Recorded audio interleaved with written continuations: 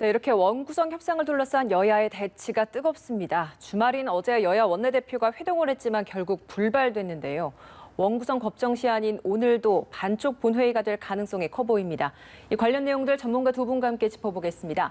박진영 더불어민주당 상근 부대변인, 윤기찬 전 미래통합당 홍보위 부위원장 자리하셨습니다. 어서 오세요. 안녕하세요. 안녕하세요. 네, 원구성 법정 시한이 오늘입니다. 네. 여야가 주말까지도 좀 마지막까지 합의를 좀 해보려고 만났는데 결국에는 합의점이 도출이 되지 않았습니다. 오늘까지도 뭐 결국 물밑 협상을 좀 시도하려고 하는 것 같은데 어떻게 좀 합의점 도달할 수 있겠습니까? 원구성이 사실은 뭐 제때 된 적이 거의 없었기 때문에 뭐 크게 이례적인 상황은 아닌데요. 이런 말씀 드리고 싶어요. 여야가 바뀐 게 아니고 시대가 변했다. 과거에 우리가 그 동물국회, 일하지 않는 국회, 여기에 주범이 사실은 법사위였어요. 이 법사위 문제를 해결하기 위해서 이번에는 또 의석도 180석 가까이 되지 않습니까? 예. 책임지고 이 코로나 국면 사태를 여당이 한번 책임지고 해결해 봐라. 라는 이런 국민적 명령에 근거해서 법사위까지 책임지고 여당이 한번 제대로 입법을 할 수 있는 그런 기회를 한번 줬으면 좋겠다. 이런 말씀 드리고 싶습니다. 어떻게 보십니까? 좀 막판 협상 여지 남아 있겠습니까? 협상의 여지는 있죠. 지금 그 통합당 입장에서는 또 다른 이제 안을 아직까지 공식 제의는 아닙니다만은 이제 최고위를 통해서 한번 공식 제의가 나갈 거예요. 공식 제의를 이렇게 계속 물러서면서 하고 있거든요. 협상을 계속 여지를 두면서 협상의 폭을 넓혀가고 있는데 그러니까 민주당의 경우에는 계속 공세적으로 나오고 있는 거예요. 계속 통합당이 뒷걸음질 치고 있으면 본인들도 좀 서로 수긍할 만한 안을 제출해 주셔야 되는데 계속 쫓아오면서 더 내놔라 하고 있기 때문에 쉽지 않고 지금 부대변인 말씀처럼 일하는 국회가 돼야 되지만 그 일이라는 것이 국민적 입장에서 보면 이 권력 분립에 부합하는 일이어야 되는 거예요. 일방적으로 정부가 추진하는 거, 여당이 추진하는 거를 통과시켜주는 기관이면 굳이 국회 존재 이유가 없거든요. 이런 측면에서 보면 법사위의 경우에는 사실 90일이라는 패스트트랙 제도도 또 있어요. 그러니까 뭐 만연히 통과를 못 시키는 이런 기관도 아니거든요. 그렇다면 법사위의 의장 견제 기능, 정부 견제 기능, 다수당 견제 기능을 할 수 있도록 야당이 가져가는 게 맞다. 이렇게 생각합니다. 통합당이 공식적으로 새롭게 제안하겠다라는 그 부분이 뭐 법사위를 사법위와 법제위로 나누는 뭐 그 부분이 말씀하시는 거죠? 네, 이것이 뭐 예전부터 논의가 됐던 부분이에요. 예전 정권이 바뀔 때마다 여당 입장에서는 사실은 법안이 빨리 통과되길 바라기 때문에 나누자는 계속 의견이 나왔고 아마 이번 20대 국회에서도 3건이 발의가 된 걸로 알고 있어요. 박주민 의원님부터 시작해서 3분이 이 법제 기능을 떼어내거나 없애거나 하는 법안을 발의할 정도로 또 총선에서도 민주당이 이 총선 공약으로 내세웠던 부분이에요. 정책 공약 10대 공약 중에 하나로 법제 기능을 없애든가 이것을 다른 뭐 의장 직속기구로 넣든가 이런 그러니까 정당 입장에서 보면 분명히 법제 기능 자체는 필요하다. 그런데 이런 뭐 신속성 또는 뭐 남용 가능성 때문에 보완의 필요성이 있다. 이런 논의는 계속 되어 왔기 때문에 그런 차원에서 논의가 진전돼 왔고 그걸 수용하는 측면에서 나누자라고 아마 공식 제안이 갈 겁니다. 근데 그 법제위에서 그 법안 체계자구 심사를 담당하게 되는 만약에 그런 문제가 되면 또다시 또 법제위에서의 그런 권한이 또 들어가는 거 아닙니까? 그러니까 법제 기능을 포기할 수는 없어요. 왜냐하면 법제 기능이 우리가 뭐 자구 심사 이런 걸 통해서 남용해 와서 문제가 됐던 것이지 실제는 그 위헌법률 심판이라는 게 우리나라 같은 경우에는 사건이 구체적으로 재판에 전제가 돼야지만 그때 비로소 위헌법률 심판을 청구할 수 있거든요. 그러니까 이게 이 사후적 규범 통제라고 하는데 따라서 국회에서 위헌법률이 만들어지는 과정을 통제하는 제도가 사실은 필요하고요. 그다음에 상임위별로 법안이 올라오기 때문에 다른 그 정부 부처와의 이해 충돌 가능성이나 뭐 체계 충돌 가능성 이런 부분들을 상임위는 잘 보지 못해요. 이거를 종합적으로 한 곳에서 볼 필요가 있다는 거죠. 그래서 국회 법제사법 기능이 필요한데 법제 기능이 이것을 국회의장 직속으로 두는 것도 좀 문제가 있다. 왜냐하면 국회의원들이 있는데 국회의장 직속으로 두느냐. 그리고 의장의 사육 권한이 사실 굉장히 커요. 그런데 의장의 사육 권한을 견제할 수 있는 법제 기능을 국회의장 직속으로 두게 되면 이 또한 문제가 생긴다. 그러니까 국회의원들로 구성된 예결특위같이 50명 정도로 구성된 위원회를 만들고 그 위원장을 교대로 하자는 거죠. 교대로. 한 당이 하지 말고. 이런 안까지 아마 제안을 할 거예요. 이런 안을 제안을 한다고 합니다. 민주당은 어떻게 받아들이시겠습니까? 뭐 충분히 논의되었던 이야기긴 한데요. 갑자기 이제 뜬금없이 튀어나오지 않습니까? 이런 부분에서 좀 졸속적이다. 회기 지금 협상되는 과정을 늦출 수 있는 많은 좀 전략적으로 나오는 것이 아닌가 이런 좀 의구심을 가질 수밖에 없고요. 사실 이 법제 기능을 이렇게 바꾸려면 어떻게 해야 되냐면요. 심사 기능이 아니라 협의 기능으로 바꿔야 됩니다. 장기적으로 보자면 예결위가 사실은 우리 의회에서 또 상원역 비슷한 역할을 하는데 예결위는 상임위와 충분히 협의하는 구조를 가집니다. 그런데 지금 법사위는 심사에서 그것을 통과를 하느냐 못하느냐는 이 통로를 잡는 그런 역할을 한단 말이에요. 아까 말씀하셨지만 법사위가 과거의 관행대로 뭐 이렇게 또 뭐 견제 기능을 했다 이렇게 했는데 관행대로 견제 기능을 했던 과거를 한번 보십시오. 몸싸움하고 동물 기능 국회하고 이게 주범이 법사위였지 않습니까? 어쨌든 이번만큼은 코로나라는 것들이 패스트트랙으로도 할 수 없을 만큼 더 급박한 상황이에요. 그래서 이번만큼은 여당이 주경까지 한번 일을 제대로 한번 하도록 하고 이 법제의 문제나 이런 부분들은 구조적인 부분으로서 좀 더 논의해서 또 기능을 다운시키는 방향으로 이렇게 진행되는 게 맞다 이런 것 같습니다. 한마디만 제가 이제 말씀 중에 추가해드리면 그 법제위원회가 이게 특별위원회로 기능을 하겠지만 그 안에 각 상임위원회에서 오시는 분들이 포함이 되는 거예요. 그러니까 각 상임위원회에 어떤 그 의사를 전달하는 통로 이 역할을 할 수 있기 때문에 그러니까 협의 기능도 같이 포함이 된다 이 말씀 추가로 드립니다. 그 민주당에서는 과거에 열린우리당 시절에도 이런 비슷한 주장을 해왔었고 그리고 네네. 지금도 주장을 하는 게 민주당에서는 법사위를 민주당에서 가져가야 되는 주된 이유가 이런 체계자구 심사권을 폐지하는 차원에서의 문제이다. 그러니까 민주당이 그렇죠. 가져가면 그런 독점권을 좀 없애려고 하는 취지가 있다라는 걸 주장을 하고 그렇죠. 있잖아요. 그런 부분에서 이런 제안을 한다면 어떻습니까? 예, 우리 국회 법사위가 체계자구 심사권을 제대로 뭐 했느냐? 아니잖아요. 정쟁의 도구, 금방 말씀하신 견제, 뭐 이런 말씀을 하셨습니다만 실제로 정쟁의 도구로 활용됐기 때문에 이 법사위를 이번에 가져와서 체계자구 심사권 문제도 제대로 손을 보겠다. 예. 이런 측면의 말씀을 드리는 거고요. 이제 미국 같은 경우는 상원이 있습니다만 유럽의 의회 같은 경우는 상원이 있더라도 하원에서 대부분의 일을 한단 말이에요. 사실 제일 중요한 게 예결위하고 법사위예요. 말씀하신 것처럼 상임위에서도 요즘 충분히 소위를 통해 가지고 이 체계자구 문제라든가 예산 문제를 정확하게 판단을 해서 올라옵니다. 이것을 다시 건드린다는 것은 옥상옥이에요. 이런 측면에서 권한을 충분히 좀 축소할 필요가 있다. 이런 말씀드리는 겁니다. 근데 저는 좀 이해가 안 되는 부분이 우리가 어떤 정부 부처 특히 이제 선출직 분들 기능과 관련해서 얘기할 때 검경 수사권 조정도 마찬가지입니다. 예. 좀 더 일을 하겠다는데 그걸 왜 말리는지 모르겠어요. 무슨 말씀이냐면 걸을 수 있는 단계를 필터링할 수 있는 단계를 여러 단계 두겠다는데 그게 왜 잘못됐는지 모르겠어요. 물론 중간에 이제 어떤 법률화 통과 지연 이런 부분들로 악용돼 왔던 부분이 있어요. 이것은 제도적 측면이 아닙니다. 운영의 문제거든요. 예. 그 운영의 문제는 사실은 이제 개선하면 되는 것이고. 그 부분을 어떻게 개선하느냐 이제 그게 또 핵심이지 않겠습니까? 그래서 일부는 이제 그 어떤 법률안을 마음대로 수정하지 못하도록 제한 규정을 두자 이런 논의도 계속 되어 왔어요. 그러니까 이런 논의들을 다 합쳐가지고 법제의 기능을 그것은 입법으로 만들면 되는 것이기 때문에 지금 이 시점에서 상임위 배부 문제하고는 별도의 문제다. 이것은 만약에 여야가 합의만 되면 그거 추진하면 되는 문제거든요. 알겠습니다.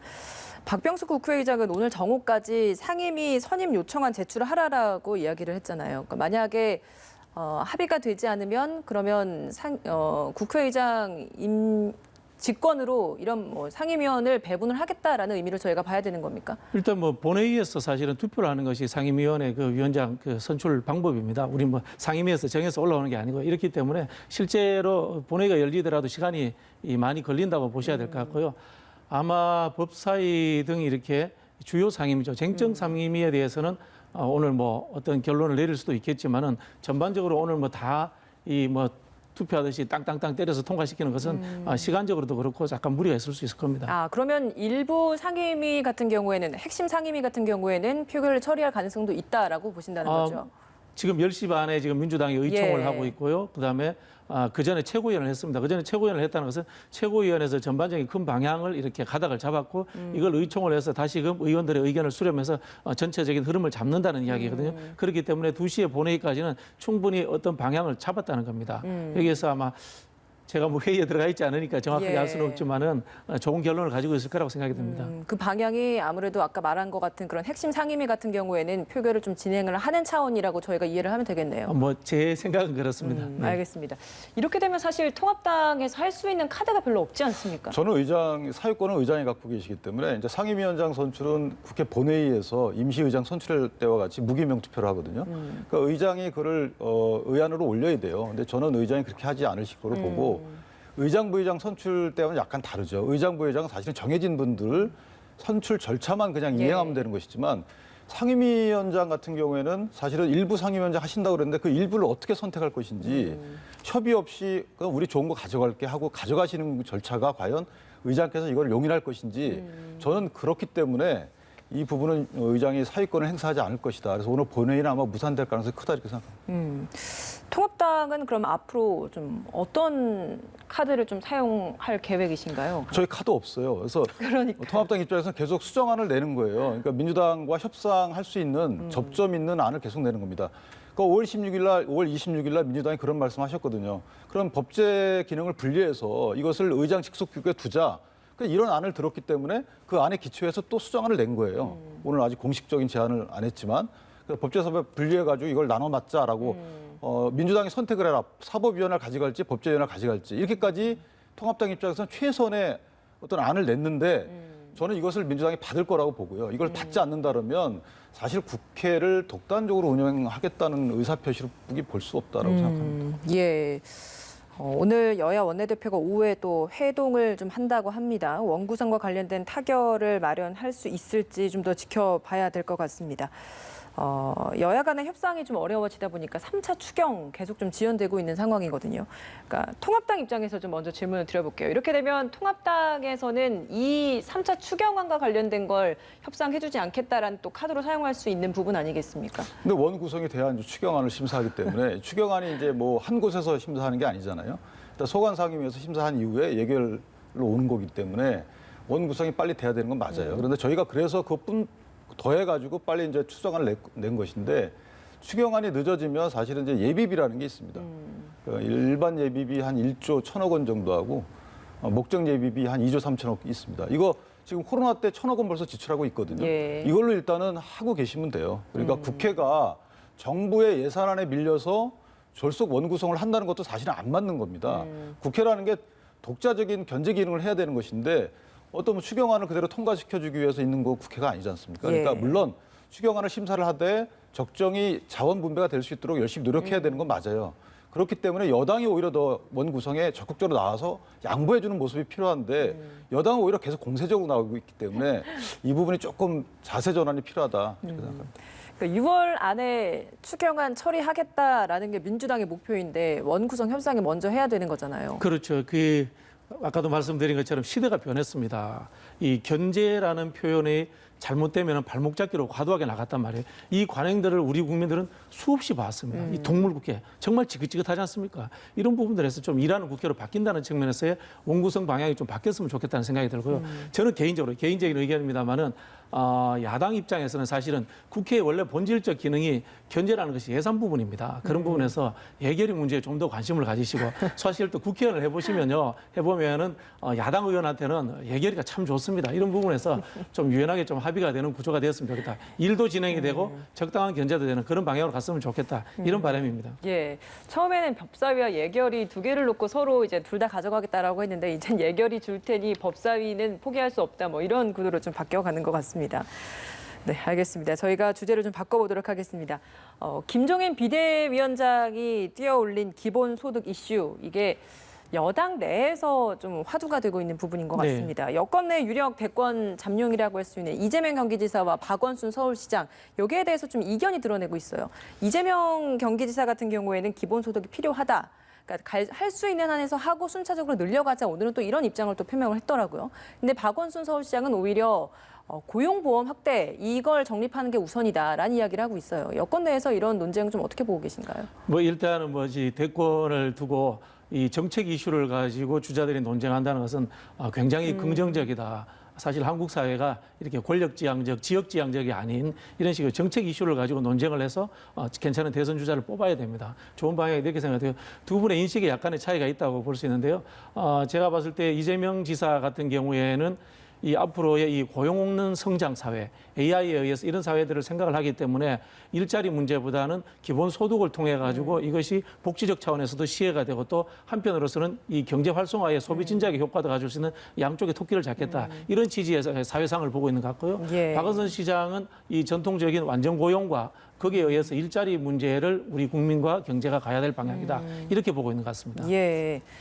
어떻게 보고 계십니까? 여권에서 이게 또 이렇게 또 화두가 됐네요. 저는 이게 그 여권 내 대권 주자 후보들의 경쟁이라고 보는데 일단 뭐 일관 그 친문에 보니까 박원순 시장은 농부고 이재명 도지사는 사냥꾼이다 이런 말을 했어요. 그러니까 여권 내 지지층을 재편하는 데 있어서 이재명 지사는 적극적으로 해야 됩니다.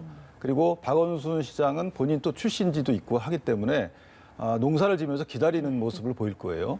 그러니까 고용보험 확대라는 것은 사실은 정부의 정책과 또 궤를 같이 하거든요. 그렇죠. 근데 이재명 지사의 이 기본소득은 본인의 소신이면서 여권 내 지지 세력을 재편할 수 있는 갈등 구도를 변환시켜요. 예를 들면 노동조합 같은 경우에는 기본소득에 반대하는 부분도 있을 수 있어요. 외국 예를 보면. 그래서 이재명 지사 입장에서는 갈등 구도를 흔들어야지만 본인이 대권 주자가 될 수 있다. 이런 아마 복선 깔린 어떤 행보가 아닐까 이렇게 생각이 됩니다. 여권 이야기 나온 김에 제가 전대 이야기 하나만 좀 질문을 드려보겠습니다. 네. 이낙연 위원장이 당권 공식화 시기만 계속 기다리고 있는 상황에서 당내 의원들과 접촉면을 좀 넓혀가고 있어요. 근데 그 와중에 다른 당권 도전을 하겠다라는 주자들이 이낙연 위원장에게 견제기로 계속 던지고 있는 상황인 것 같거든요. 지금 이 시점에서 이렇게 이낙연 위원장을 흔들기에 나섰다 저희가 이렇게 봐야 되는 겁니까? 뭐 흔드는 정도라고까지 보기는 힘들고요. 이제 당권 대권 분리론을 일부 당권 주자들이 제기를 했습니다만은 충분히 할 수 있는 이야기입니다. 예. 또 이낙연 그 총리 입장에서는 현재 그 위기 상황인 이 코로나 국면에 대처하기 위해서 현재 지지율 1위 내가 해야 되겠다. 이 말도 또 일리가 있는 말씀이고요. 가장 중요한 것은 전당대회라는 것은 국민 전체를 보기보다는 여권의 핵심 지지층을 보고 하는 행위이기 때문에 여기에 또 두 분들 중에 어느 이야기가 더 맞느냐 여기에 대해서 판단을 해야 되고요. 실제로 아마 여당의 이 지지층들은 다음 대권을 가지고 오는데 어느 제도가 더 유리한가 이거 위주로 볼 겁니다. 이낙연 총리를 먼저 검증할 것인가 아니면 이낙연 총리가 상처받지 않은 상황에서 계속해서 지속적으로 대권까지 가는 게 좋을 것인가 여기에 판단에 의해서 되는 거기 때문에 중요한 것은 이낙연 총리가 판단을 하셔야 된다고 보고요. 제가 보기에는 이낙연 총리께서는 먼저 자기가 성과를 내서 검증을 받겠다는 쪽으로 입장을 정하신 것 같아요. 그런 측면에서 핵심 지지층인 이 부산이라든가 호남 쪽으로 열심히 다니시면서 우리 지지층들을 만나고 있다. 이렇게 보입니다. 그럼 당권 도전을 제고할 가능성은 없다라고 보시는 거네요. 현재로서는 도전할 것처럼 보이시지 않습니까? 네. 예. 어떻게 보십니까? 민주당 저는 당권 도전하실 걸로 봐요. 왜냐하면 이낙연 전 총리 입장에서는 지금 대통령 지지율이 워낙 높기 때문에 원래는 이게 차기 주자의 지지율이 더 높아져 가야지만 본인의 어떤 공간이 나오는데 사실은 호남의 어떤 그 적자로서 본인의 공간 찾기가 만만치 않거든요. 대통령이 그 부분을 상당히 차지하고 계세요. 그래서 이낙연 총리 입장에서는 당을 접수한 뒤에 대세론을 갖고 가는 수밖에 없을 것 같다. 이런 생각이 들어서 불가피하지 않을까 싶습니다. 알겠습니다. 이 이야기는 저희가 또 8월 전당대회이기 때문에 차차 더 많은 이야기가 나올 것 같습니다. 김종인 통합당 비대위원장 취임한 지 이제 딱 일주일 됐습니다. 일주일 됐는데 어찌 보면 뭐 굉장히 좀 짧은 시간 아니겠습니까? 근데 그 시간 동안 많은 이슈들이 지금 언론에 주목이 되고 또 화두가 된 것도 사실인 것 같습니다. 일주일간의 행보를 좀 어떻게 좀 평가를 하시겠습니까? 일단 통합당을 어떤 고무줄로부터 끊어냈다라는 생각이 좀 들어요. 기존의 이념의 틀 안에서 약간 이념 그 연역적 판단을 많이 했죠. 정책도 보면 어떤 정책이 나오면 그것이 보수에 맞냐 안 맞냐 이 판단 기준이 전부 보수였는데 보수의 실질적 내용은 사실은 정의하기 어려웠던 부분이 있어요. 그래서 그 부분을 일단 털어내 가고 있다라는 부분에서는 상당히 긍정적이라고 보고요. 특히나 이 기본소득이란 단어를 통해서 대표되는 여러 가지 사회 안전망에 대한 문제 제기 이 부분은 상당히 큰 그 판을 흔들었고 앞으로도 이것이 계속 지속될 것이다. 지금 이제 아까도 잠깐 말씀드렸지만 여당 입장에서는 기본소득을 선뜻 받아들이기 어렵습니다. 이것이 여당 내 여당 지지층 간에 서로 간에 또 이해관계가 얽혀요. 그래서 기본소득을 던지는 이 화두는 사실은 국민의 안전망도 있지만 정치공학적으로 보면 상당히 복잡한 문제를 선제적으로 던진 부분이 있다. 그래서 이 부분이 대선의 큰 화두로 작용할 것으로 보입니다. 생각보다 뭐 여론도 나쁘지 않은 것 같습니다. 사실 실제로 통합당 지지율도 굉장히 좀 상승한 부분도 있어서 이런 부분도 고무적으로 좀 통합당 내에서는 보고 있을 것 같은데 근데 그럼에도 불구하고 장제원 의원을 비롯해서 정진석 의원도 그렇고 계속 당 내에서 비판적인 이야기는 하고 있잖아요. 특히 앞서 이제 끊어냈다라고 표현을 해주셨던 그 보수의 가치와 관련된 그 부분, 이걸 보수의 가치가 문제가 아니다라는 이야기를 또 이런 사람들은 하고 있거든요. 이 부분은 어떻게 보십니까? 그러니까 보수의 가치라는 게 사실 정해진 건 아니죠. 그러니까 더 많은 사람을 더 잘 살게 하자는 게 보수의 가치거든요.